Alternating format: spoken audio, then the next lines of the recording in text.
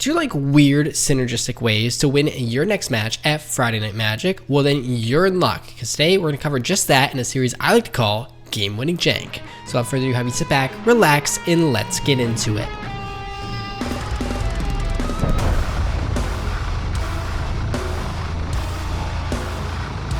Welcome back, folks. Welcome back to the channel. Thank you for dropping by and your ongoing support. My name is Patrick, host of the EDH Brutality YouTube page, in which I upload Magic the Gathering content and analysis every Sunday. You're watching episode 29 of Game Winning Jank, in which we cover 3 janky ways to catapult your next match in Friday Night Magic. Now, before we jump right into things, a quick and special thanks to patrons like you for making videos like this possible. And as always, it should be mentioned that no combo or synergy seen within today's video is in any particular order. So with that, let's just jump right in. So to start things off, our first combo of the day is Jin Illuminatus. Coming in at 5 generic and 2 red or blue mana, this 3/5 creature Jin reads, Flying. Each instant and sorcery spell you play has Replicate. The replicate cost is equal to its mana cost. When you play it, copy it for each time you paid its replicate cost. You may choose new targets for the copies, which undoubtedly is a lot of investment up front, but given the fact that our card that we're going to continuously copy is 0 mana, that's right, it's free, it's really not that bad. So what exactly are we going to copy? Well, none other than Pact of the Titan, which is a 0 mana instant speed spell reading. Pact of the Titan is red. Put a 4/4 red giant creature token into play. At the beginning of your next upkeep, pay 4 generic and 1 red mana.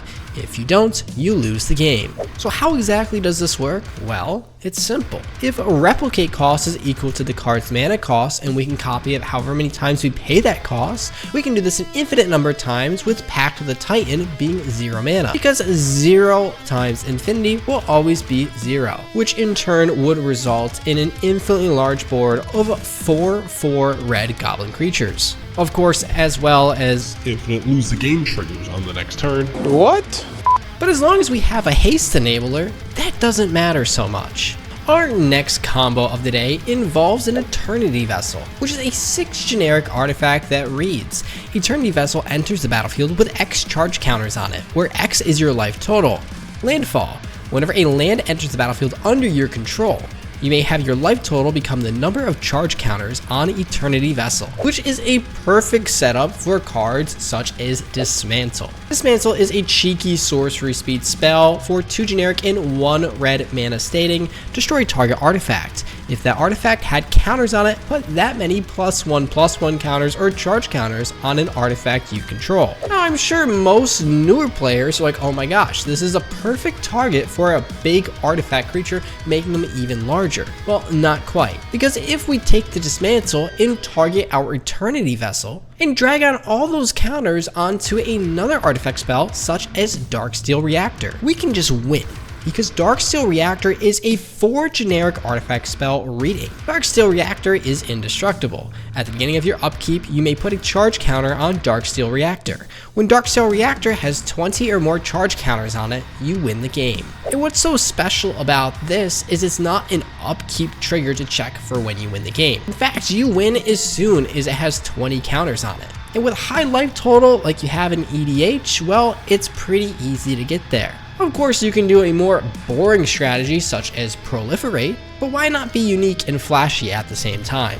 Okay, let's actually do something a little flashy here with a real jank combo. For the final inclusion of today's video, we have 3 cards as our setup. The first of which being Overgrown Estates, an enchantment spell for 1 black, green, and white mana reading, sacrifice a land, you gain 3 life. You know, pretty easy to understand. Of course, just make sure you tap the lands before you sack them. The second card being an Eternal Witness, which is a 1 generic and 2 green mana 2/1 creature human shaman reading. When Eternal Witness comes into play, you may return target card from your graveyard to your hand, as well as the final piece of the puzzle, which happens to be Last Laugh, a 2 generic and 2 black mana enchantment spell stating, whenever a permanent other than Last Laugh is put into your graveyard from play, Last Laugh deals 1 damage to each creature and each player. When no creatures are in play, sacrifice Last Laugh. Now, why is this funny?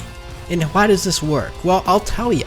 I want you to picture this. We have our overgrown estates, in which we tap a land for mana and sacrifice it, gaining 3 life, which will trigger the last laugh, pinging all creatures and players for 1 damage, which in turn then kills our Eternal Witness. And of course, you're going to want to sack as many lands as you can, gaining life, outpacing the damage last laugh is dealing to you, without worrying about creatures being left on the field for last laugh to die. Because as we sacrifice our lands, we're going to tap them in response, and we're going to use that mana on a second sunrise. That's right, when everything is dead and we have pinged our opponents, second sunrise comes in reading. Each player returns to play all artifact, creature, enchantment, and land cards that were put into his or her graveyard from play this turn. And better yet, this can be done at instant speed for just 3 mana. And this is important because it's going to bring back our last laugh, ensuring that we can ping more people. It'll bring back all of our lands to sacrifice once more through the overgrown estates, and most importantly, it will bring back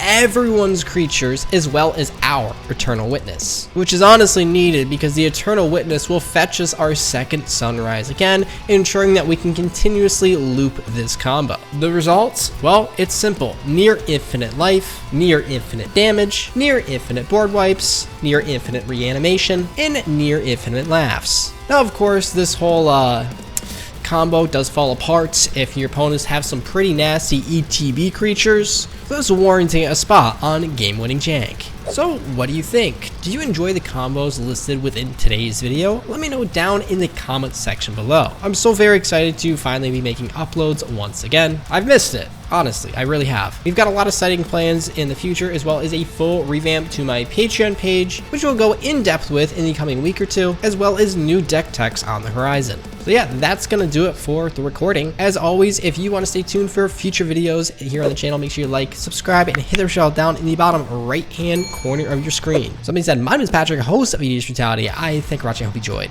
and I'll see you in the next video. Peace out, guys. I don't know what to say anymore. I got rid of my YouTube outro screen, so yeah, I guess you're just stuck with me and just click either one of these videos. I don't know what goes where, but this should be interesting. Catch you later, guys.